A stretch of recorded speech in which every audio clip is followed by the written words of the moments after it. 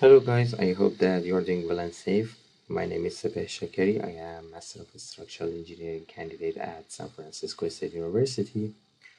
And we wanted to have some quick session with each other to give you some overview about modeling the CSI software and how to work on your project.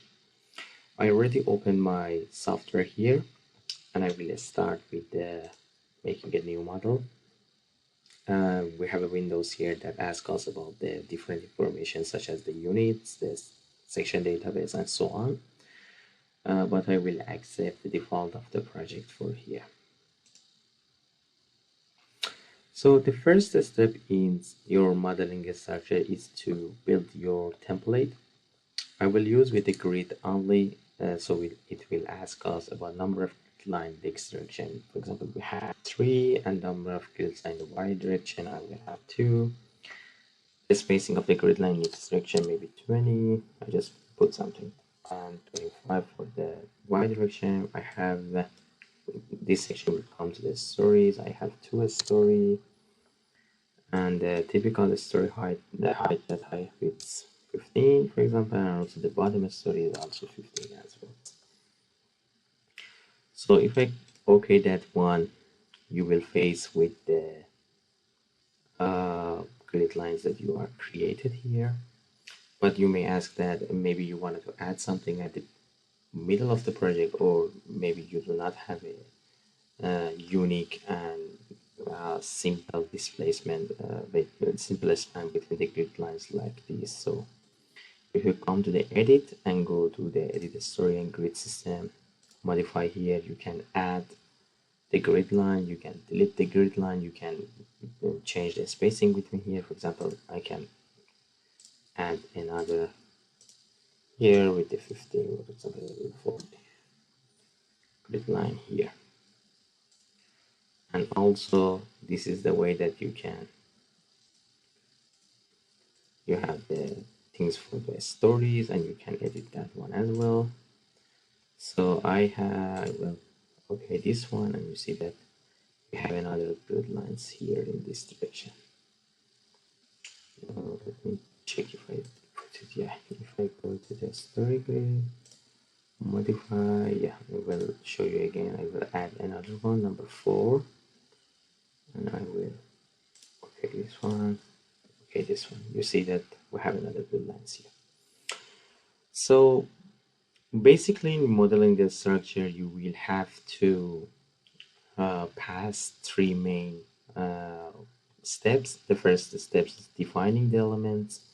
The second step is drawing and assigning the elements into the structure, and also then you have your analysis and design.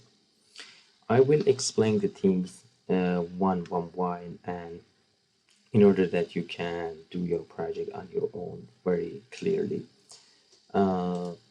I usually the method that I have for creating the model is that I will start with the define section here, and then I will go through these one and define everything that I need.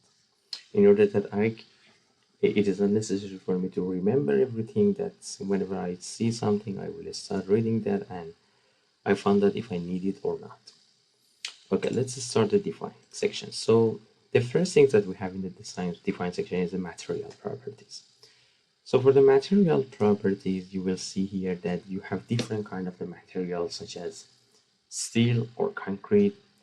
Usually the material that are defined here as the default of the software is good. But if you wanted to add the new material, you can add it from this section, or if you wanted to modify that, you can just click on the modify tab. For example, change the weight of that material. That is the material that we have, and so on. But for most of the project, the default material are good, and you just need to check that with your project information. The second thing that we have is the section properties. So we need to define the section properties that are going to be used for our project as a columns or bins. If I click on the frame section, usually you have 2 main ways to add the new sections. You can either import them. If we click on the import and go to the right flange section, you can see that it's a variety of things that you can import it here. For example, this one. Yeah, this is important. Or you can add a new property. Again, you need to define the shape of the property, and you come here and you just input all of this information, which is more time consuming rather than just importing, but it is necessary for some cases that the section is not in the default of the system to be imported. But importing is the most efficient one, and usually you have all the information that you need, all the section that you need in the import. The other things that we have in the section properties, so technically uh, based on the roof or based on the slab or deck section that you have for the roofing of your structure or for the stories, you will either need to design the slab section or deck section. But if you go to the slab section and you can change that, okay, this is the material of my slab and this is the type of the slab that you need to talk about it if you with your advisor about it, with your professor, I mean, and this is the thickness of the slabs and so on. But the I think that mostly we are going to use the section slabs. If I modify that, you will need that. There are a variety of information here that need to be filled down. But usually I have a shortcut here that uh, because if you want that the structure that software calculate the weight of the structure completely and accurately, you have to define all of this information here. But sometimes you have the information about the weight of the structure. So what I do here is that I come to the define and go to the material properties. I will have another type of the concrete. I will add a copy of that and put the mass to 0. I will name it the concrete 0. Oh, sorry, I will check this. Yes, I have the mass to 0. So when I go to the section properties and the section, then here I will change the material to 0. In that case, all of the weights that the software calculates the weight of the structure is 0, and I will add the load of or the weight of the X section manually to the software. And this is one of the shortcuts that you may use it or you may not use it, but that was my experience. Another things that you need to learn here is technically when we wanted to define the isolator or dampers, we will use that links. And you can see here that the links, you have different type of the links here. For example, the rubber isolator, friction isolator. So based on the project that you have and based off the type of the isolator that you will design, you will need to choose one of these and then complete all of the information that here. And then assign it to your isolator that I will explain later. The other important things that we have here is diaphragm. So diaphragm are kind of the structural element that distributed the load to the lateral resisting system. We have two different kind of the diaphragm. Technically, in the 90% of situation, I mean for the concrete and steel building, we use a rigid diaphragm that distributed the load based on the stiffness.